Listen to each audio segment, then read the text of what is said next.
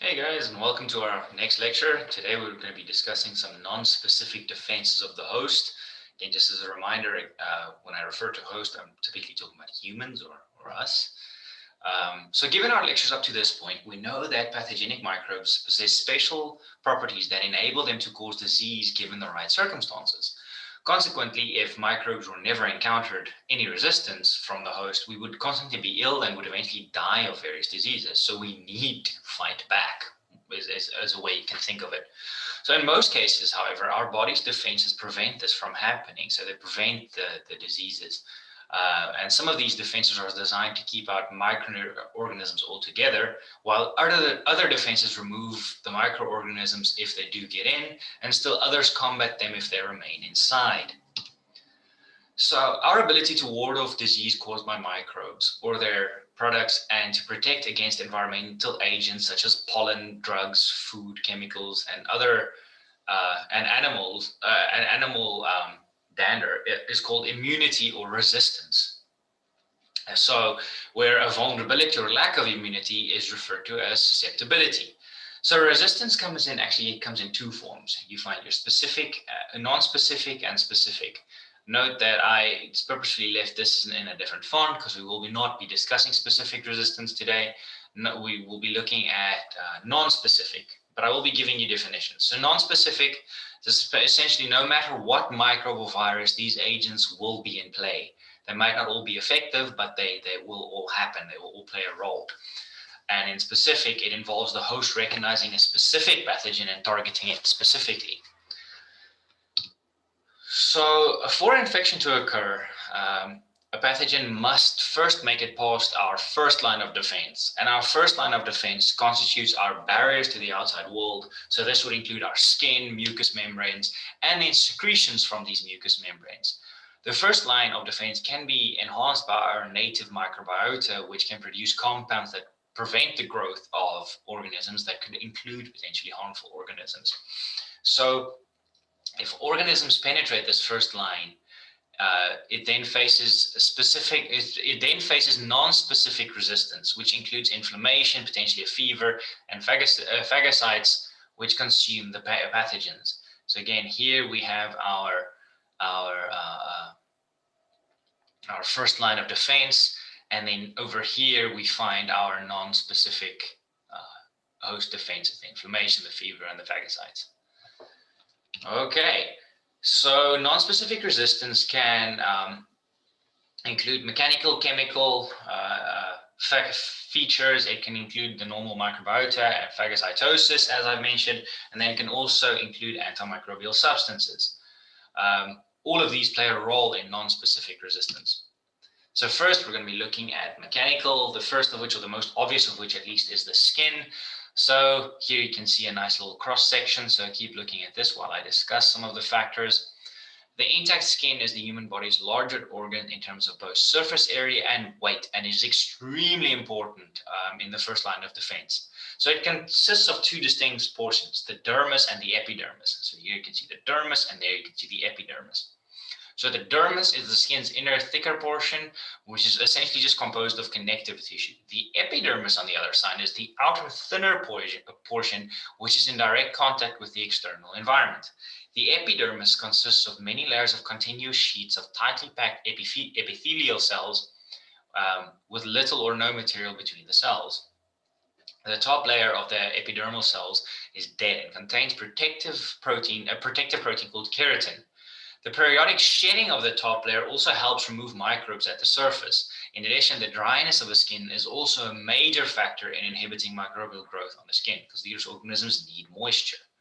So then we move on to our mucous membranes. So they also consist of epithelial layers and an underlying connective tissue layer. Mucous membranes play an important component in the first line of defense and inhibit the entrance of microorganisms. So very similar to the skin in that regard. But they also secrete mucus. This is a difference between it and the skin, which is a viscous glycoproteins that trap microbes and prevent tracts from drying out.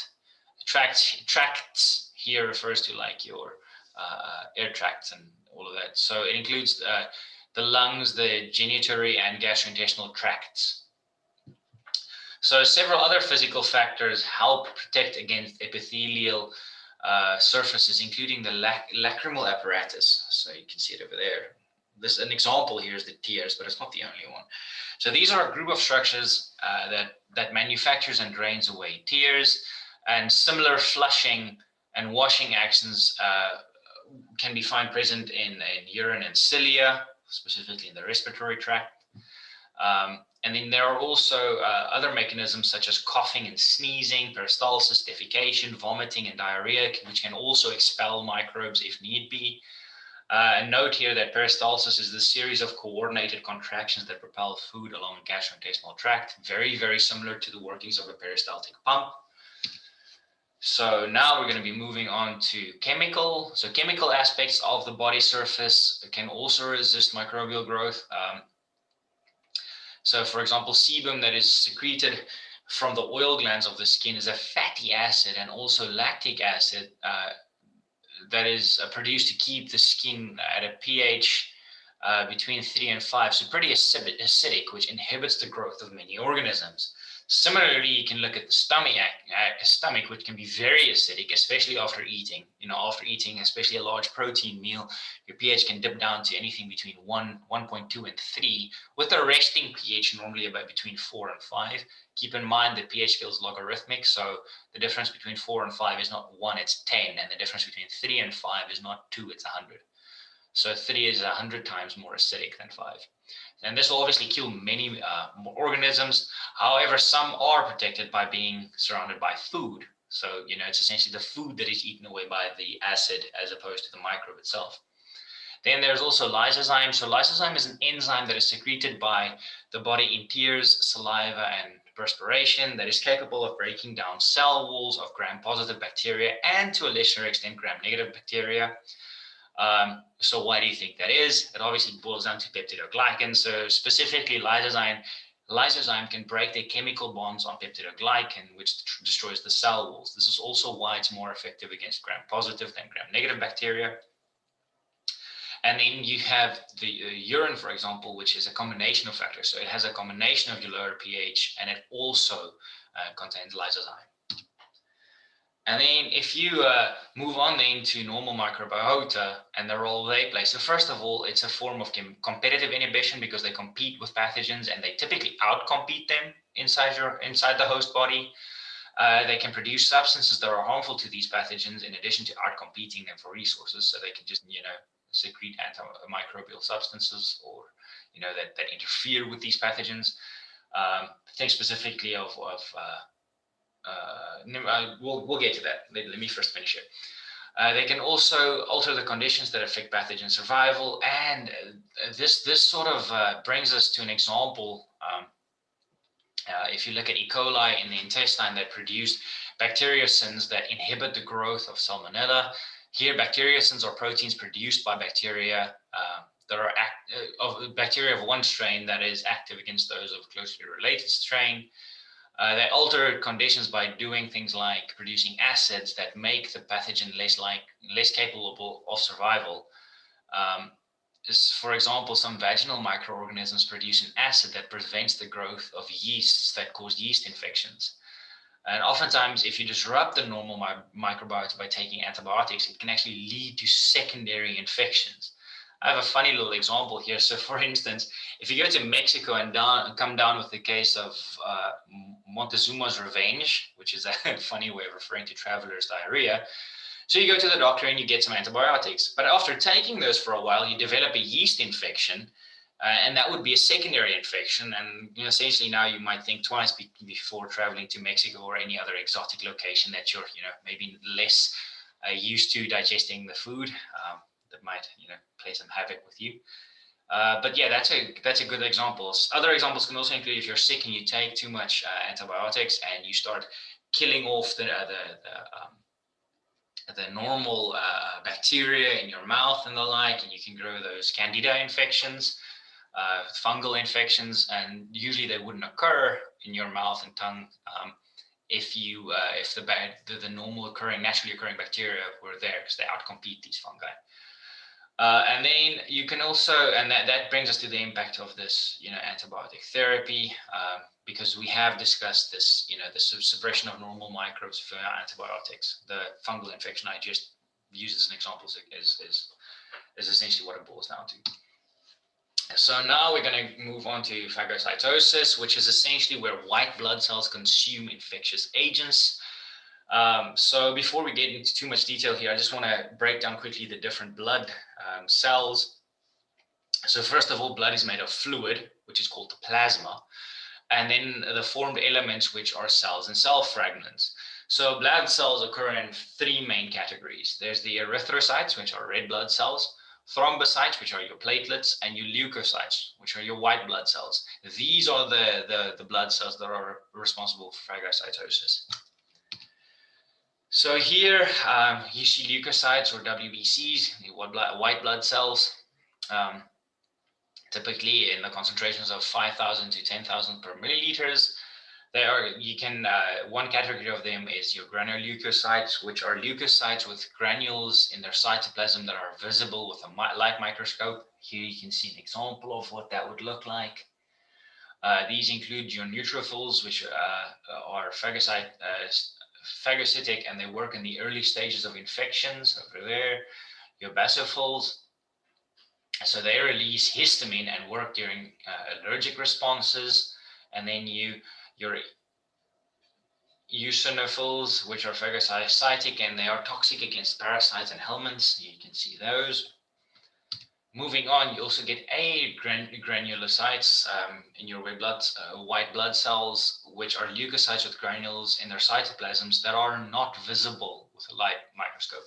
So keep in mind, they still have the granules, we just can't see them with a normal microscope. So first you have monocytes over here, which mature into macrophages in tissue where they are phagocytotic.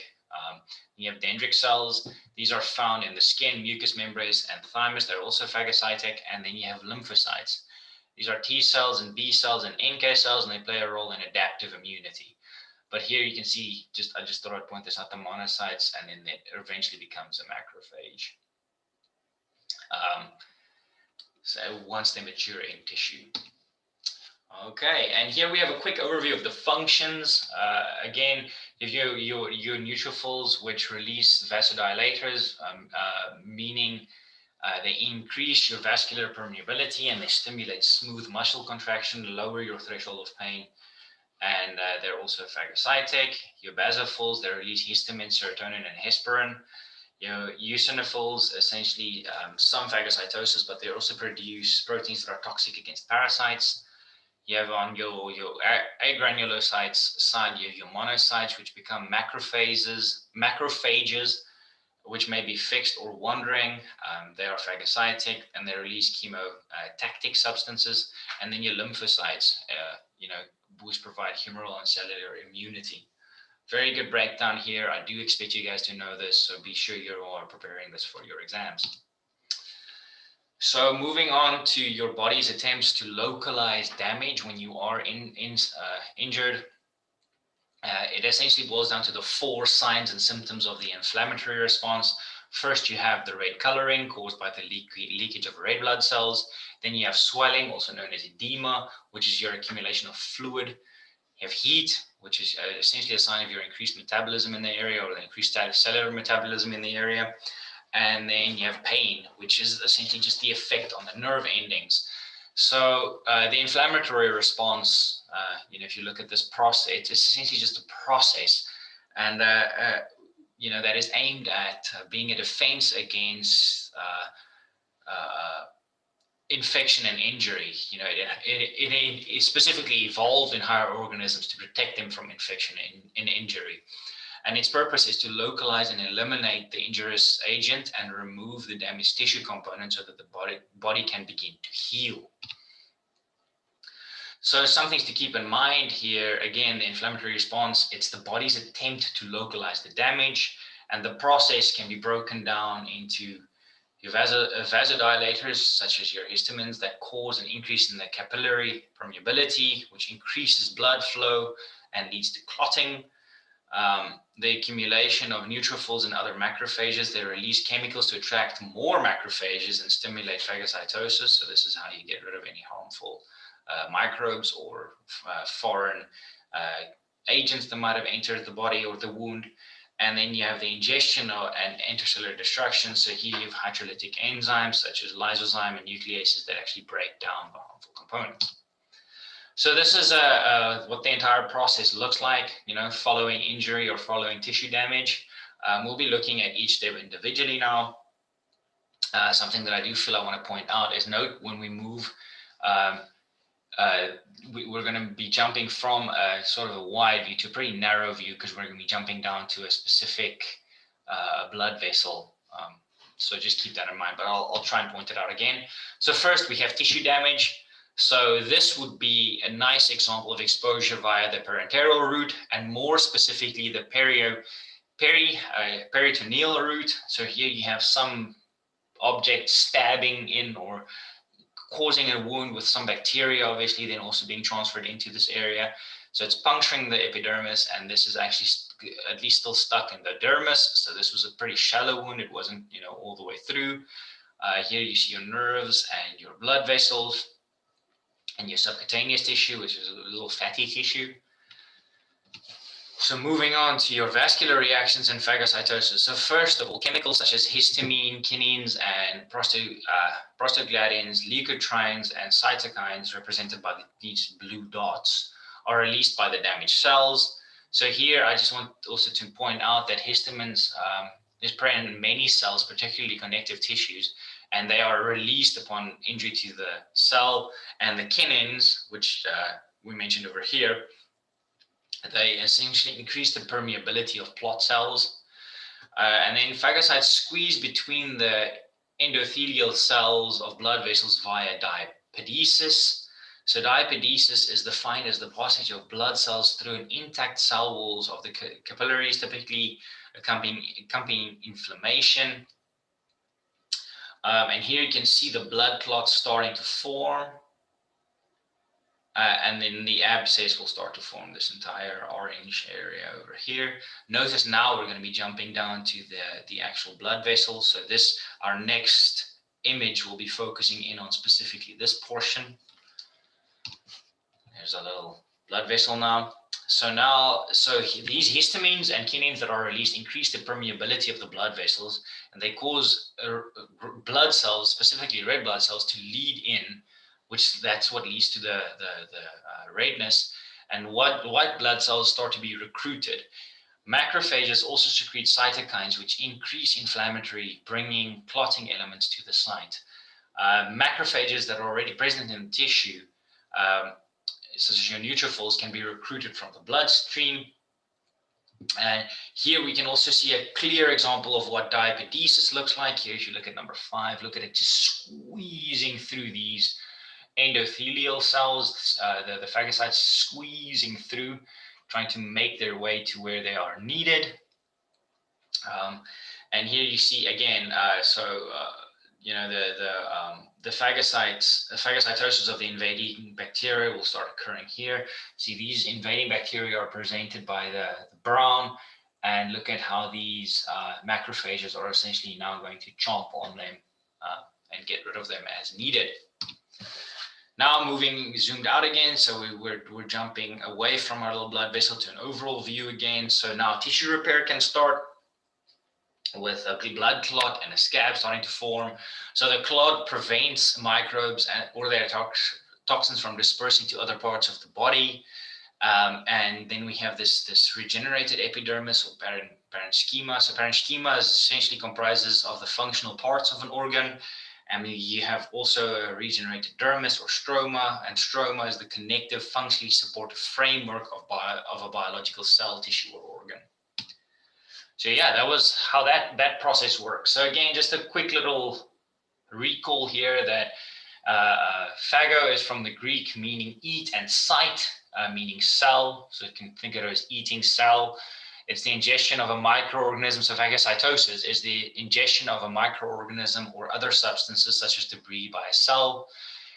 Remember that we have previously mentioned that phagocytosis is a method of nutrition for certain protozoa, but it can also be involved in clearing away debris such as dead cells and denatured proteins. And here you can see what is all included, which cells use it. And then there's a difference between fixed macrophages, which are residents in tissues and organs, and free or wandering macrophages, which roam tissues and then they gather at sites of infection. So here we have a look at of what phagocytosis actually looks like. So phagocytosis will start with chemotaxis.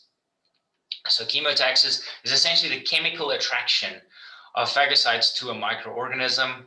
Among the chemotactic chemicals that attract phagocytes are microbial products, components of white blood cells and damaged tissue cells, cytokines released by other white blood cells, and peptides derived from complement, which is a system of host defense. We'll be discussing that in a second, so don't get too confused.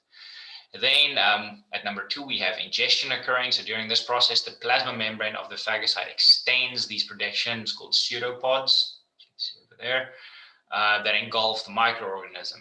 And then at number 3, once the microorganism is completely surrounded, as it is over there, the pseudopod meets and fuse, surrounding the microorganism with a sac called a phagosome or a phagocytic vesicle, which you can see over there.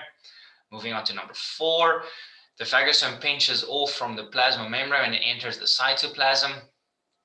It contacts lysosomes that contain digestive enzymes and bactericidal substances. On contact, the phagosome and lysosome membranes fuse to form a singular larger structure called the phagolysosome. That's what's happening over there. There's our lysosome that's entering there, and then they're fusing together. The contents of the phagolysosome is brought in by ingestion are digested by the phagolysosome. So that's what's happening here in step number 5, the digestion. After the enzymes have digested the contents of the phagolysosome, brought in by the ingestion, the phagolysosome contains indigestible material that is called the residual body. That's what you see over here. Where these residuals are essentially the leftover materials that that cannot be broken down. And then at number 7, you have the residual body will then move toward the cell boundary and discharge its waste products outside of the cell. Something to note here, this PAMP or this that we see over there is essentially a pathogen-associated molecular patterns. So it's basically just cell wall components that match up like a receptor, very similar to a receptor. Okay, and here you can see what that process actually looks like. From a SEM image showing this for us. Here you can see the macrophage, and these are the bacteriums that it is going to be eating, or phagocyting, I suppose, is a more correct term. So now, how can these microbes, I mean, if this was a perfect defense, if these, this phagocytosis was a fix-all solution, we'd never get sick. So why do we still get sick? How can microbes evade phagocytosis? So first, it can inhibit adherence, so it can stop attachment. You can view it as that receptor that we just spoke of. Microbes that do this include Streptococcus pyogenes and S. pneumonia. It can also kill phagocytes. This would be your leukocidins. Staphylococcus aureus does this, and then they can lyse phagocytes, which they have a membrane attack complex. Listeria monocytogenes does this. It can escape the phagosome. Shigella and Rickettsia do this.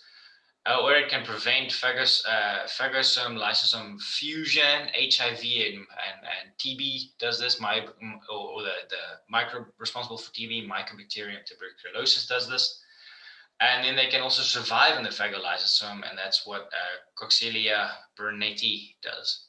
So keep in mind here that this is not a perfect fix-all foolproof solution. Some microbes still do survive or evade phagocytosis. So now we're going to be moving on to what a fever is and how it helps. So fever is essentially just an abnormally high body temperature. Your hypothalamus is generally set to 37 degrees Celsius, but your gram-negative endotoxin can cause phagocytes to release interleukin-1, and then the hypothalamus will release prostaglandins that reset the hypothalamus to a higher temperature, and then the body increases the rate of metabolism and shivering to raise the temperature. And then when this interleukin-1 is eliminated, the body temperature falls back to its normal 37 degrees. But fever can actually aid in a host defense, because there are certainly some important immunological reactions that are sped up by temperature, and some pathogens with strict temperature preferences that could be hindered. So research currently has demonstrated that fever assists the healing process in several important ways, 5 important ways specifically. First, there's the increased mobility of leukocytes. It enhances leukocyte phagocytosis. It decreases the effects of endotoxins. It increases the proliferation of T cells, and there's greater activity in your interferons. So again, just a breakdown, we did look at this in our previous lecture about how endotoxins actually, produce a fever, or how that function works. So this is a bit of a review that we're going to be doing. Just keep in mind here that the interleukins that are discussed here, step number 2, are a group of cytokines, which are secreted proteins and signal molecules that were first seen to be expressed by white blood cells or leukocytes. So again, we have your phage being ingesting a gram-negative bacteria with the endotoxins on its surface.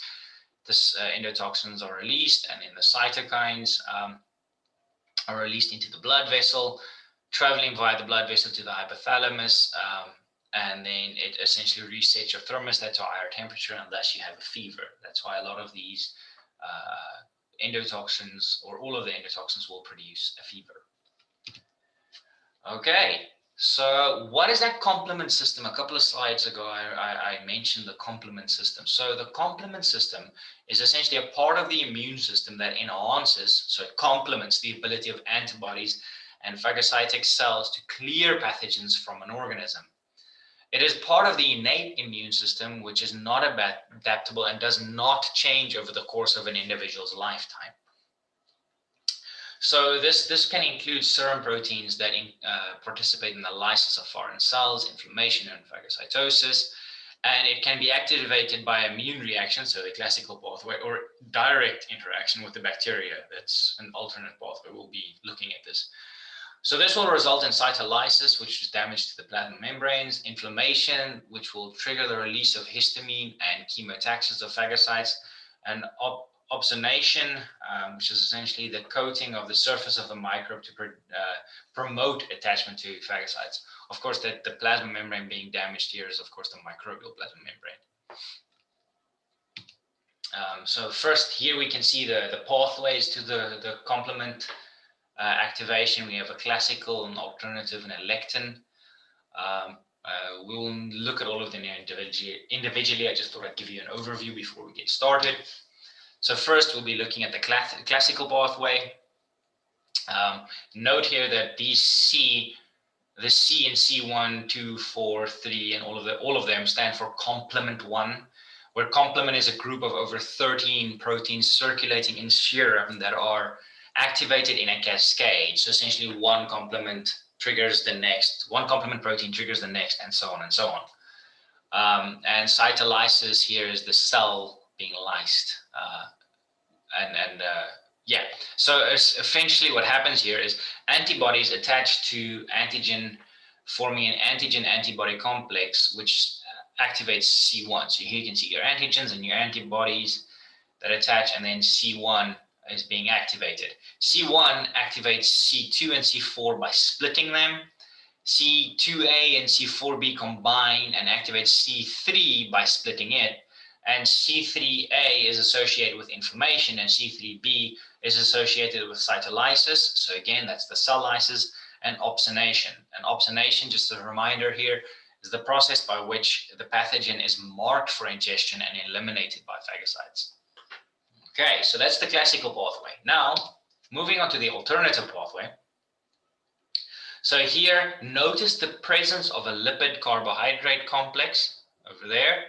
And also note that there are no antibodies involved in this one. See, there are no antibodies play a role here. So here we have C3 combining with the complement proteins factors B, D, and P. There's B, D, and P on the microbe surface. C3 will then split into C3A and C3B, which is exactly the same thing that happened at the end of the previous pathway. And you have C3A associated with inflammation and C3B associated with cytolysis and opsonation. So the end is exactly the same, it's just the pathway that's different. Now with the mannose, the lectin pathway, we start with mannose binding protein, or MBL, which binds to your mannose. Essentially, this mannose binding lectin, or MBL, also called mannose binding protein or mannan building protein, MBP, is a lectin that is instrumental in the innate immunity via the lectin pathway. And then these lectins are carbohydrate binding proteins and macromolecules that are highly specific for sugar, for specific sugars. So here we have the mannose binding lectin binds to mannose. You can see your carbohydrate containing mannose, and here's your mannose binding lectin, your MBL, that binds to it. And this activates C2 and C4, which then it activates it by splitting them, and once split, C2A and C4B will be combined again, which will split C3, so get you the exact same endpoint as the previous two steps, where C3A is associated with inflammation and C3B is associated with cytolysis and opsonation. I would like to point out again here, notice the differences in the microbe, and that it has a carbohydrate containing mannose, which is a sugar monomer of the adenyl hexose series of carbohydrates. Okay, so what happens? What's the outcomes of these complement activations? Remember, we said cytolysis, opsonation, inflammation is the end of all three pathways. It's just the pathway that differs. So essentially, your membrane attack complex, your MAC, or terminal complement complex, TCC, is a structure typically formed on the surface of a pathogen cell membrane as a result of the activation of the host complement system, and as such is one of the effector proteins of the immune systems. So essentially here we have, during cytolysis, the microbes will burst as extracellular fluid flows in through the transmissible channel formed by the membrane's attack complex. So it'll just fill the fluid until it pops. Where opsonation, you will just aid the phagocyte in its process, because you coat the microbes with the C3B, which will enhance your phagocytosis. See how that C3B is stuck all over the microbe now. Where with the inflammation, your blood vessels will become more permeable and chemostatic agents will attract phagocytes to the area. So you're just essentially calling more phagocytes to the affected area during inflammation. So once the complement system is activated, its destructive capabilities will usually cease very quickly to minimize the destruction of host cells, because they could also harm those. And this is accomplished by various regulatory proteins in the host blood and on certain cells, such as blood cells. Okay, moving on to interferons. So interferons are essentially antiviral proteins produced by certain animal cells after viral stimulation, and this interferes with viral replication. Antiviral proteins, also abbreviated AVPs. So the functioning of this, or how this actually works, is because viruses depend on their host cells to provide many of the functions for viral multiplication. It is difficult to inhibit viral multiplication without affecting the host cell itself. Remember thinking back to viruses and how they hijack the cell's machinery. So one way the infected host can counter these viral infections is with a family of cytokines called interferons. Interferons, or IFNs, are a class of similar antiviral proteins produced by certain animal cells, such as lymphocytes and macrophages, after viral stimulation. One of the principal functions of the interferon is to interfere with viral multiplication. An interesting feature of these interferons, though, this is something really worth noting, is that they are host cell specific, but not virus specific. Meaning that interferons produced by human cells will protect human cells, but they will produce little antiviral activity for cells of other species, such as mice or chickens, for example. However, interferons of a species are active against a number of different viruses. So you don't have to produce a specific interferon for a specific virus. So here is what the interferon process will look like. Essentially, thinking back to our virus lectures, the viral RNA from an infecting virus enters the cell. You see that happening. The virus induces the host cell to produce interferon mRNA or IFN mRNA, which is translated into alpha and beta interferons. Here you can see the alpha beta interferons. The interferons make contact with an uninfected neighboring cell where they bind either through the plasma membrane or to nuclear receptors. The interferons will then induce the cells to synthesize antiviral proteins, or AVPs. And what these AVPs do is they degrade the viral mRNA and inhibit protein synthesis and thus interfere with the viral replication. So think again, so after this initial cell dies or lyses, and the virus now moves to the neighboring cell, or a new virus will, viroid will move to the neighboring cell. Once it injects its RNA, this new cell will already have these antiviral proteins ready and waiting for it, and thus the viral replication will be inhibited.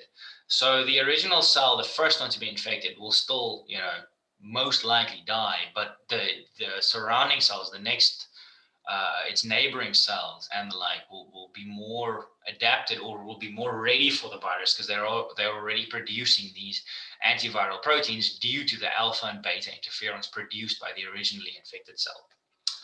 Okay, so that just gets us to our quick overview here of host defenses. Remember, our first line of defense is your intact skin, your mucous membranes and their secretions, and then your normal microbiota. And then your second line of defense will be your phagocytic white blood cells, inflammation, fever, and antimicrobial substances. And then we'll also be discussing specific resistance, not today, of course, but on a different lecture, on a next lecture, which will form our third line of defense. Okay, so let's go through some review questions again. True or false? Diapedesis is defined as the passage of blood cells through the intact cell walls of the capillaries, typically accompanying inflammation. So is this true or is this false? I'm going to give you guys about 5 seconds here. The answer, of course, here is that it is true. Now, is this true or is this false? Again, going to give you guys just a couple of seconds here. The answer, of course, here is that it is false. Remember that it is white blood cells. So it's not red blood cells, it's white blood cells. Well, here we have a question and answer. Sorry, I made a typo there. So interferons are not virus specific. Yeah, we know this. Remember that they are host cell specific. So apologies there that I didn't take out the answer from the first slide. So interferons, remember they are not virus specific. Interferons will be active against a large number of viruses, but that they are host cell specific. So the interferons produced by humans will not stop the disease from occurring in chickens or mice or cows or whatever else. Okay, clot formation prevents microbes or their toxins from dispersing to other parts of the body. Is this true or is this false? I'll give you guys a few seconds here. And the answer, of course, here is it is true. Okay, guys, that'll wrap up our lecture for today. Thank you so much.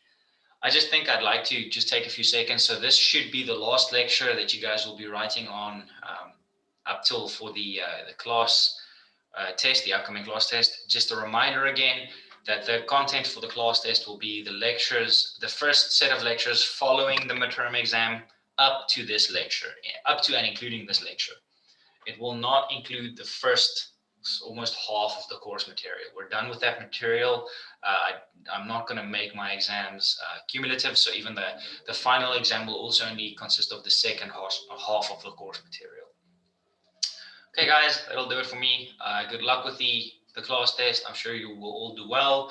Again, as a reminder, it'll be the exact same format as the first class test and the exams, the midterms you guys wrote. So be sure that your lockdown browser is ready and that you understand the process. But at this point, you guys are, all experts in the matter. So I'm not expecting many issues. And then I will see you guys in the next one. Okay, cheers.